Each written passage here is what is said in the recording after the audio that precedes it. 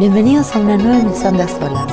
Hoy nos espera la gran oportunidad de conversar con el famoso diseñador de modas español, Aníbal Laguna. Aníbal Laguna es uno de los diseñadores más consolidados de la moda española, que ha hecho de la elegancia y el glamour sus señas de identidad. Nació en Caracas, Venezuela, en 1967. Sus padres tenían una de las firmas de moda infantil más destacadas en Venezuela de los años 70. Con 15 años se trasladó a Europa en 1982 y estudió el oficio de sastre en Milán. En 1987 inició su carrera en solitario, abrió su taller propio y se instaló en España. Con tan solo 19 años, su primera colección Concorde fue seleccionada por Paco Rabanne para representar a España en el Salón Internacional Europe in USA. Hoy sus colecciones se pueden admirar en las principales capitales europeas, Miami, Chicago, Los Ángeles, Caracas, México y Dubái, entre otras. El cine y el teatro y la danza son algunas de sus pasiones. Con su personal visión ha vestido a innumerables personajes de obras escénicas, como La Cenicienta de Antonio Canales, La Divina Comedia por La Fura dels Bous y otras muchas. También famoso por sus elegantes trajes de novia, actualmente diseña tanto para su propia firma como para la casa Pronovias, que comercializa sus diseños por todo el mundo. Desde 2001, el diseñador también tiene su línea de joyería y accesorios. Muchísimas gracias por recibirnos aquí en este lugar que es una especie de Disneylandia, cargado así de magia, para conversar con nosotros. Muchas gracias a vosotros. He tenido la oportunidad de conversar con muchos diseñadores, con distintos representantes del mundo de la moda, pero este caso me parece un caso aparte, es como que nunca he visto nada parecido. En tu trabajo se siente permanentemente la magia, la fantasía, la creación en el puro y pleno sentido de la palabra. La primera pregunta que me vino a la cabeza fue ¿por qué no escritor? ¿Por qué no pintor? ¿Por qué elegiste el diseño como medio de expresión? Bueno, antes que nada, gracias por tus maravillosas palabras, de verdad. ¿Por qué el diseño de moda? En principio, yo decidí verdaderamente volcarme en esta profesión en la adolescencia, porque en la infancia la entendía como un negocio, no la entendía como una posibilidad de poder liberar la creatividad o de poder demostrar lo que tienes dentro a través de la moda, puesto que en mi familia ya tenía empresas de confección, unas de las más importantes de moda infantil, en Venezuela, en Caracas, que es donde yo nací. Se llamaba Doneta Venezolana, que era una de las empresas más importantes de los años 70, 80. Entonces, claro, yo entendía la moda como una industria. Entendía la moda como una industria, como un negocio, y no veía esa posibilidad de poder quizás sacar lo que tienes dentro a través de un vestido, a través de una pieza, quizás de hacer soñar, ¿no?, a una mujer en un momento determinado de su vida. Pero lo que sí es cierto es que, bueno, quería ser arquitecto, estaba entre arquitecto y director de cine, o sea, esas dos profesiones me tenían verdaderamente como muy ocupado, ¿no?, la mente, y decidí ser arquitecto. De hecho, desde niño hacía maquetas, las maquetas que hacía, llenaba el salón de casa y el comedor, lo llenaba de maquetas hechas con los retales de tela de la fábrica de mis padres. Entonces, con los retales de cuadritos hacía los edificios, con los retales de florecitas de los vestidos de las niñas hacía los jardines y hacía los árboles, pero hacía ciudades, hacía puertos, hacía cosas, pero todo maquetas. O sea, que me iba a dedicar a la arquitectura. Luego ya, cuando empecé arquitectura, me di cuenta que verdaderamente era excesivamente estática para mí. Necesitaba algo en movimiento. Y entonces me di cuenta que había estado buscando durante mucho tiempo cuando lo había tenido, cuando lo tenía cerca y lo tenía al lado.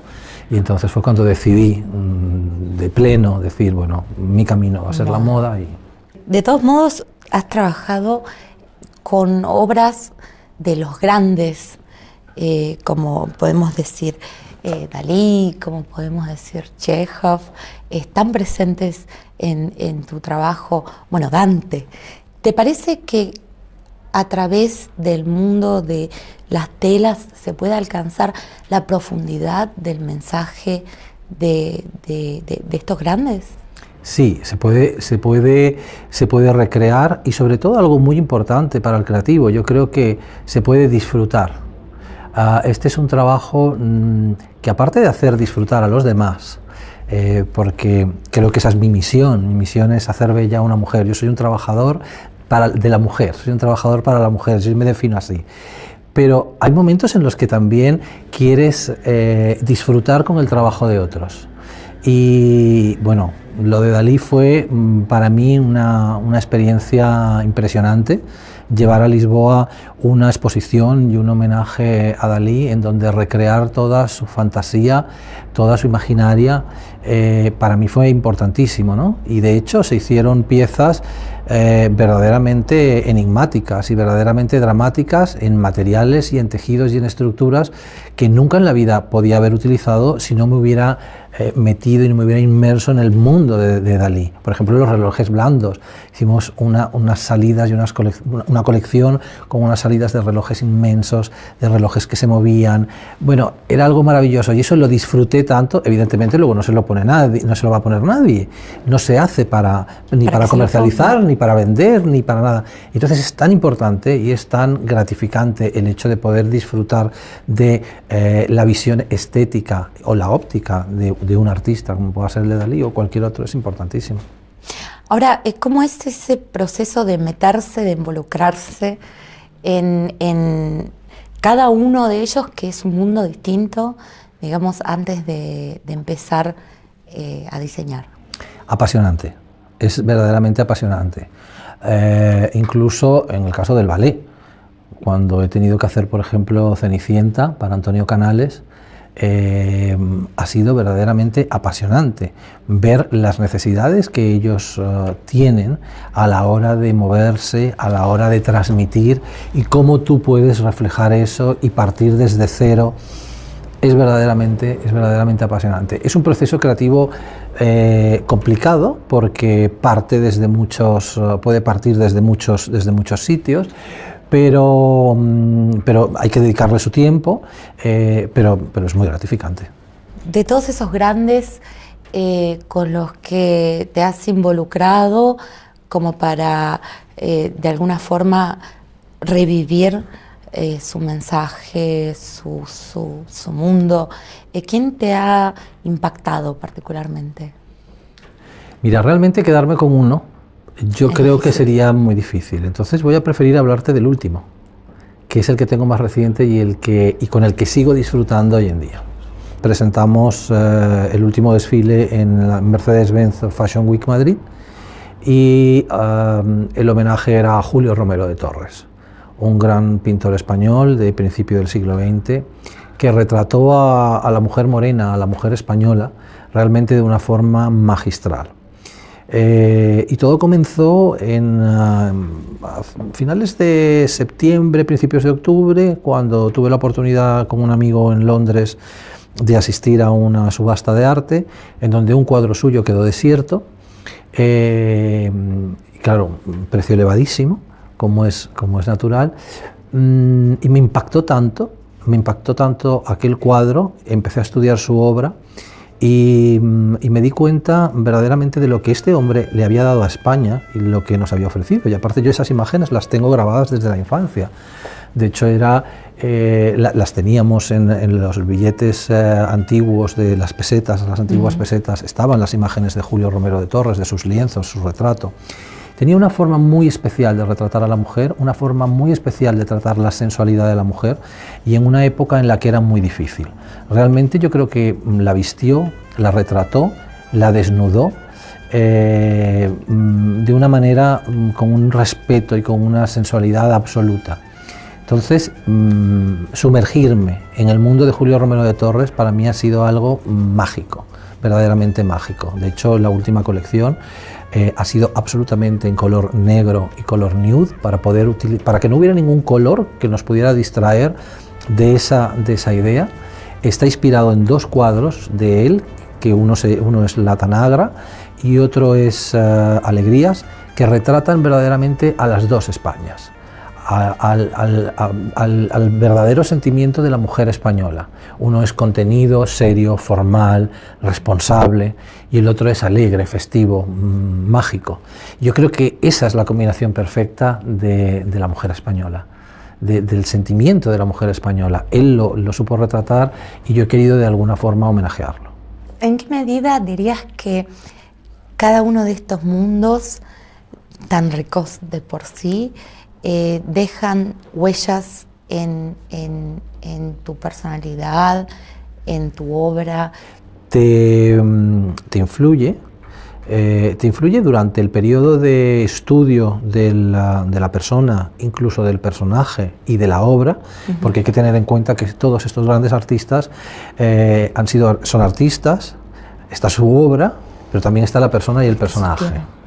Y entonces yo pienso que hay que estudiar siempre que hacemos una inmersión en una corriente estética determinada, en una corriente artística, hay que estudiar un poquito de cada uno, no quedarnos solamente con lo que hemos visto, solamente con la obra, sino estudiar también qué ha hecho posible que esa persona hubiera creado esa obra. Entonces, estudiar todo eso evidentemente te hace meterte en su vida, conocerla, conocer el porqué, qué quería transmitir y qué no quería transmitir, porque muchas veces en los silencios o en las prohibiciones de la época en la que trabajaron o en la que trabajaban, existían unas connotaciones y nos lanzaban mensajes secretos a través de su obra, que no son los que vemos, sino los que no vemos, y eso es muy importante, estudiar todo eso. Entonces, en ese sentido, todo eso te crea, no solamente te enriquece, no solamente te influye, sino que para mí quizás lo más importante es que te crea un hábito de trabajo en el día a día, para luego desarrollar algo que no tiene nada que ver con eso. Te crea un hábito en tu propio trabajo. Luego has terminado de hacer eso y vuelves otra vez a tu rutina cotidiana, a tu trabajo cotidiano, a mis colecciones, al día a día, y aplicas sin quererlo aquellas técnicas o aquellas tácticas que has absorbido del estudio de otros. Y esto para mí es grandioso. Hacemos una pequeña pausa, pero no se vaya, que enseguida estamos de vuelta.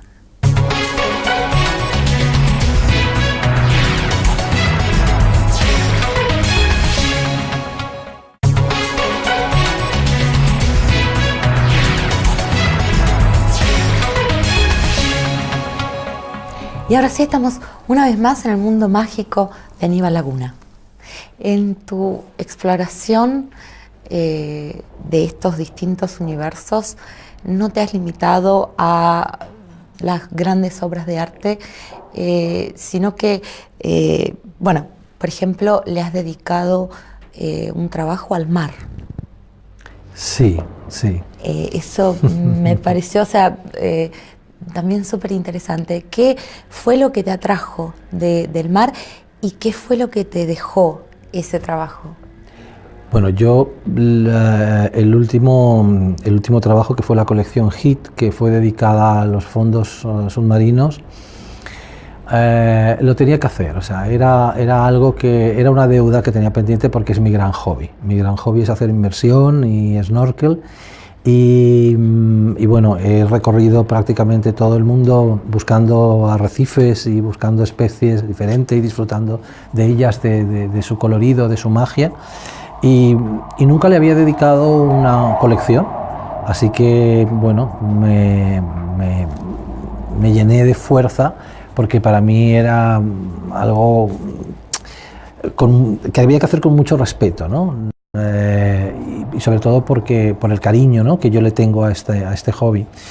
Entonces, bueno, la colección verdaderamente fue muy, muy, muy bonita, en donde, por el contrario que pueden pensar todos, de que en los fondos marinos tenemos un colorido maravilloso, pero realmente cuando te vas sumergiendo te das cuenta de que ese color nosotros lo dejamos de percibir por la falta de luz. Entonces yo quería trasladar un poco esa realidad esa oscuridad, esa oscuridad, esas sombras del fondo marino, y todo a través de formas orgánicas, los bancos de peces desde los corales, las anémonas, absolutamente todo lo que a mí me llama la atención y con lo que disfruto cuando estoy ahí abajo.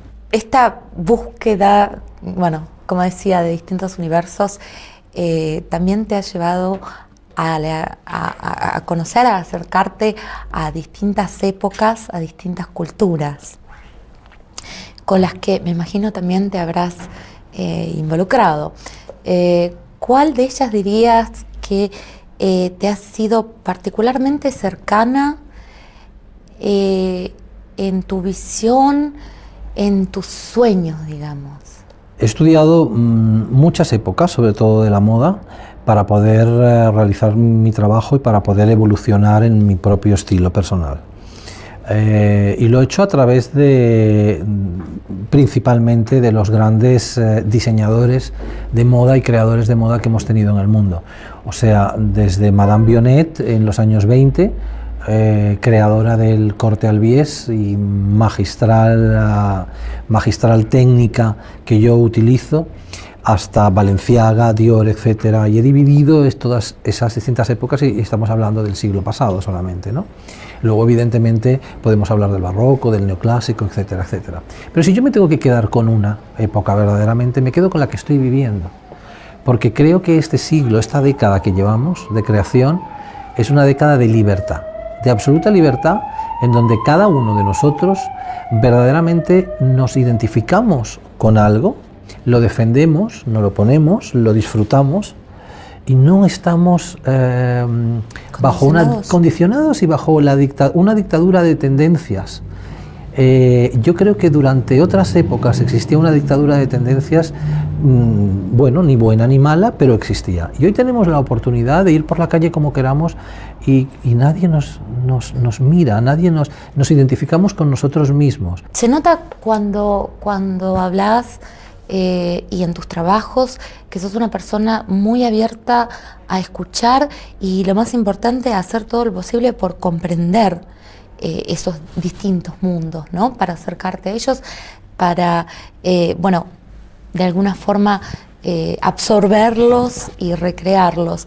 Ahora, ¿qué podemos decir del caso contrario? ¿Cuánto sentís que el mundo te comprende tu mensaje?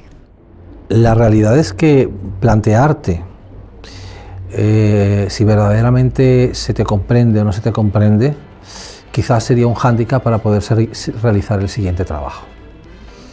Yo creo más en la autocrítica y en el estar satisfecho con el propio trabajo que he recibido. Yo he recibido grandes halagos sobre trabajos en los que yo no me he sentido satisfecho, o bien porque no he tenido el tiempo para terminarlos, o bien porque las circunstancias con las que los he realizado no eran las que para mí eran óptimas, o quizás porque soy un gran inconformista a veces, o un gran perfeccionista, y entonces me parece que todo está inacabado, cuando a lo mejor realmente no lo está, o mi equipo me dice que no lo está.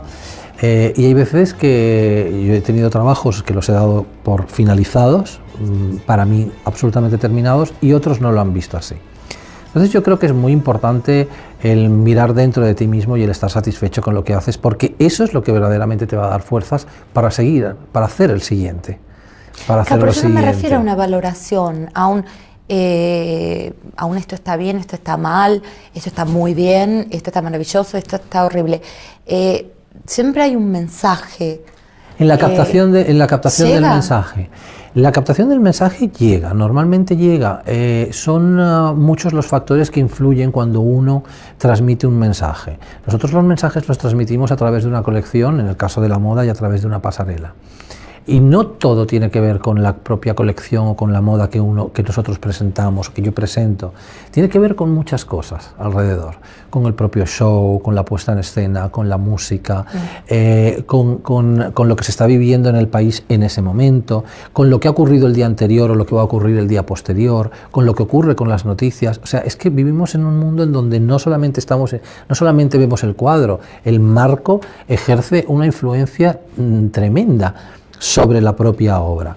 Pero por regla general, en España la gente es muy receptiva a los mensajes creativos. Y esto es muy gratificante.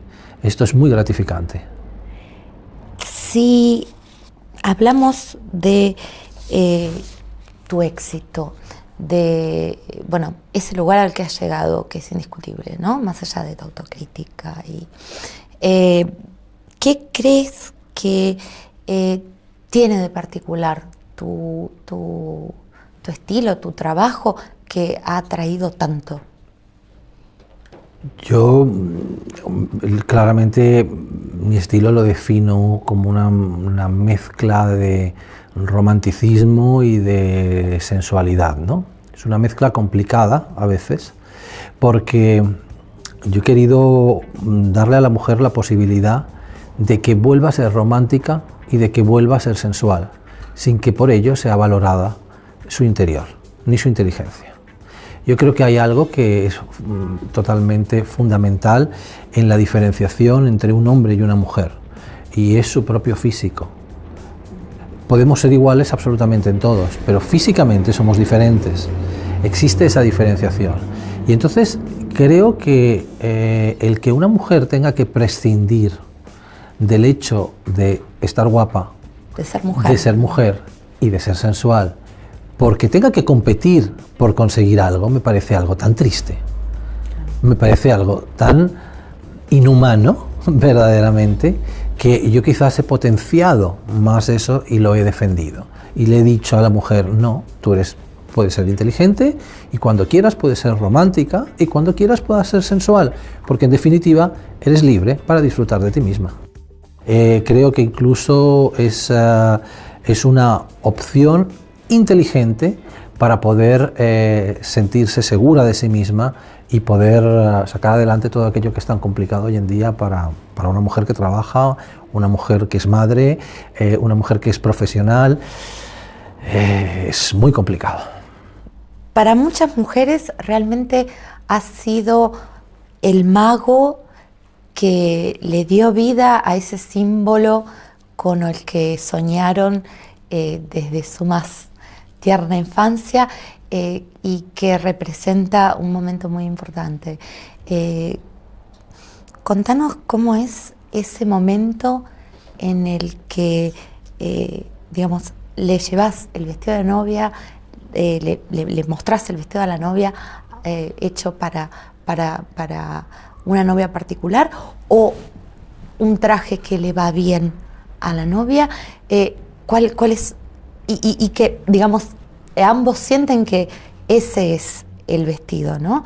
¿Cuál es la reacción de ella y qué sientes, al ver esa reacción? Para mí es muy curioso porque cuando yo empecé a hacer vestidos de novia realmente fue porque mis clientas me los pedían porque no encontraban nada que les convencía y que les gustara. Estoy hablando de hace muchos años, hace 20 años ya.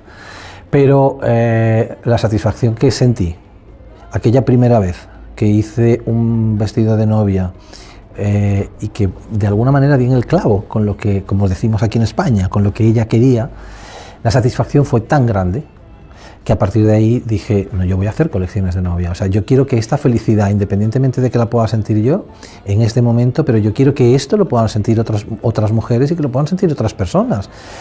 Porque hay que tener en cuenta que en esta libertad de la que antes hablábamos, que ahora vivimos, en donde una mujer decide qué zapatos llevar y los combina con unos pantalones y con una chaqueta, y a lo mejor vemos los mismos pantalones, la misma chaqueta y los mismos zapatos en distintas mujeres y parecen diferentes porque cada una les imprime su personalidad. Con el vestido de novia no pasa esto, porque el vestido de novia es un vestido. Tú puedes personalizar un zapato, pero no se ve. Tú puedes personalizar un maquillaje, un peinado, etcétera, pero el vestido es el vestido. Y tiene que tener todos los ingredientes en los que tú te tienes que identificar. Entonces es muy complicado verdaderamente, porque no puedes hacer un estilismo con un vestido. Tú puedes comprar una chaqueta, puedes hacerlo, ponerte un pantalón y lo personalizas. Pero ¿cómo personalizas un vestido de novia? Claro, si el vestido está demasiado cargado de identidad del vestido mismo. Exactamente. Entonces el vestido ya tiene todos los ingredientes para... Entonces esto es verdaderamente difícil y verdaderamente complicado, pero es un trabajo con una gran con una gran carga de emotividad. Cuando las amigas, clientas se visten y llega un momento en el que pruebas uno, pruebas otro, pruebas toal, para ver exactamente qué es lo que quieren, porque muchas saben lo que no quieren, pero lo que quieren no lo tienen tan claro. Pero cuando de repente los ojos empiezan a brillar, ese es su vestido. Es un momento mágico porque, bueno, ella te está transmitiendo esa emoción y por otra parte es agradecimiento y por otra parte es una gran responsabilidad porque hacerle el vestido a una mujer el día de su boda es directamente pasar a formar parte de la historia de su vida, sí, porque es el vestido más recordado. El que va a contar a sus hijos, el que va a contar a sus nietos, el que va a estar, es el más efímero por un lado, pero por otro lado es el que va a perdurar más en el tiempo. Entonces es un trabajo muy gratificante. Muchísimas gracias por habernos recibido. Ha sido, bueno, simplemente mágico escucharte. A vosotros, muchas gracias a vosotros por estar aquí en mi casa y sabéis que sois bienvenidos siempre. Les recuerdo que con nosotros ha estado compartiendo su mundo de sueños el famoso diseñador español Aníbal Laguna. Con esto nos despedimos. Hasta la próxima.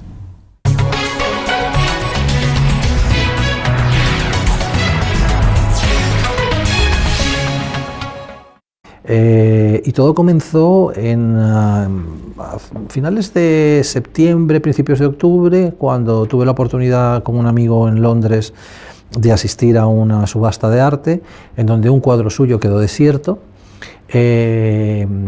claro, precio elevadísimo, como es natural, y me impactó tanto aquel cuadro, empecé a estudiar su obra y me di cuenta verdaderamente de lo que este hombre le había dado a España y lo que nos había ofrecido, y aparte yo esas imágenes las tengo grabadas desde la infancia. De hecho, las teníamos en los billetes antiguos de las pesetas, las antiguas pesetas, estaban las imágenes de Julio Romero de Torres, de sus lienzos, su retrato. Tenía una forma muy especial de retratar a la mujer, una forma muy especial de tratar la sensualidad de la mujer, y en una época en la que era muy difícil. Realmente yo creo que la vistió, la retrató, la desnudó, de una manera con un respeto y con una sensualidad absoluta.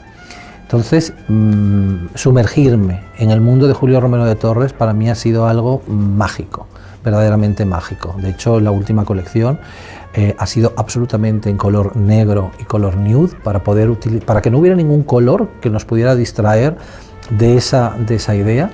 Está inspirado en dos cuadros de él, que uno es La Tanagra y otro es Alegrías, que retratan verdaderamente a las dos Españas. Al verdadero sentimiento de la mujer española. Uno es contenido, serio, formal, responsable, y el otro es alegre, festivo, mágico. Yo creo que esa es la combinación perfecta de la mujer española, del sentimiento de la mujer española. Él lo supo retratar y yo he querido de alguna forma homenajearlo. ¿En qué medida dirías que cada uno de estos mundos tan ricos de por sí dejan huellas en tu personalidad? Un caso aparte, es como que nunca he visto nada parecido. En tu trabajo se siente permanentemente la magia, la fantasía, la creación en el puro y pleno sentido de la palabra. La primera pregunta que me vino a la cabeza fue ¿por qué no escritor? ¿Por qué no pintor? ¿Por qué elegiste el diseño como medio de expresión? Bueno, antes que nada, gracias por tus maravillosas palabras, de verdad. ¿Por qué el diseño de moda?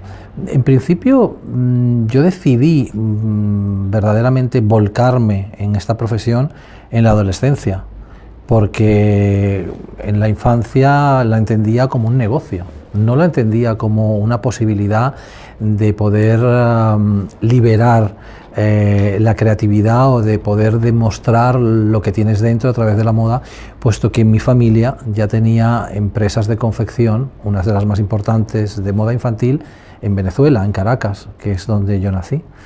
se llamaba Doneta Venezolana, que era una de las empresas más importantes de los años 70, 80. Entonces, claro, yo entendía la moda como una industria, entendía la moda como una industria, como un negocio, y no veía esa posibilidad de poder quizás sacar lo que tienes dentro a través de un vestido, a través de una pieza, quizás de hacer soñar, ¿no?, a una mujer en un momento determinado de su vida. Pero lo que sí es cierto es que, bueno, quería ser arquitecto, estaba entre arquitecto y director de cine, o sea, esas dos profesiones me tenían verdaderamente como muy ocupado, ¿no?, la mente, y decidí ser arquitecto. De hecho, desde niño hacía maquetas, las maquetas que hacía, llenaba el salón de casa y el comedor lo llenaba de maquetas hechas con los retales de tela de la fábrica de mis padres. Entonces, con unas salidas de relojes inmensos, de relojes que se movían. Bueno, era algo maravilloso y eso lo disfruté tanto. Evidentemente luego no se lo pone nadie, no se lo va a poner nadie. No se hace ni para comercializar, ni para vender, ni para nada. Entonces es tan importante y es tan gratificante el hecho de poder disfrutar de la visión estética o la óptica de un artista, como pueda ser el de Dalí o cualquier otro, es importantísimo. Ahora, ¿cómo es ese proceso de meterse, de involucrarse en cada uno de ellos, que es un mundo distinto, digamos, antes de empezar a diseñar? Apasionante, es verdaderamente apasionante. Incluso en el caso del ballet, cuando he tenido que hacer, por ejemplo, Cenicienta para Antonio Canales, ha sido verdaderamente apasionante ver las necesidades que ellos tienen a la hora de moverse, a la hora de transmitir, y cómo tú puedes reflejar eso y partir desde cero. Es verdaderamente apasionante. Es un proceso creativo complicado, porque puede partir desde muchos sitios, pero hay que dedicarle su tiempo, pero es muy gratificante. De todos esos grandes con los que te has involucrado, como para de alguna forma revivir su mensaje, su mundo, ¿quién te ha impactado particularmente? Mira, realmente quedarme con uno, yo creo que sería muy difícil. Entonces voy a preferir hablarte del último, que es el que tengo más reciente y con el que sigo disfrutando hoy en día. Presentamos el último desfile en la Mercedes-Benz Fashion Week Madrid, y el homenaje era a Julio Romero de Torres, un gran pintor español de principio del siglo XX, que retrató a la mujer morena, a la mujer española, realmente de una forma magistral.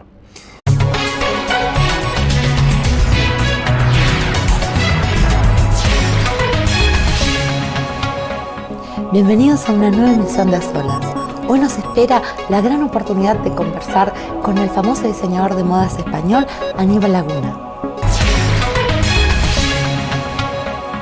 Aníbal Laguna es uno de los diseñadores más consolidados de la moda española, que ha hecho de la elegancia y el glamour sus señas de identidad.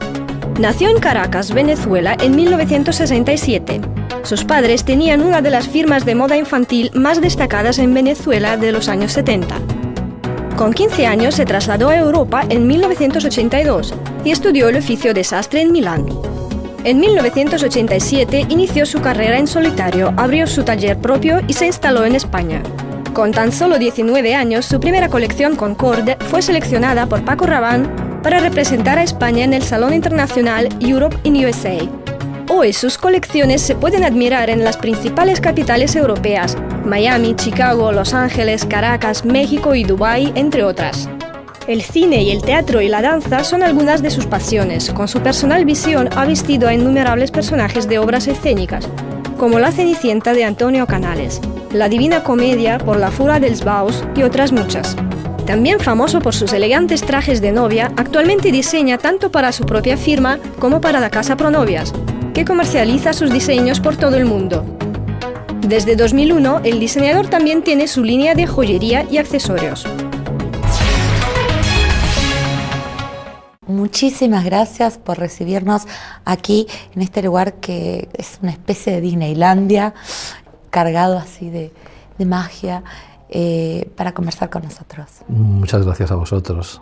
He tenido la oportunidad de conversar con muchos diseñadores, con distintos representantes del mundo de la moda, pero este caso me parece...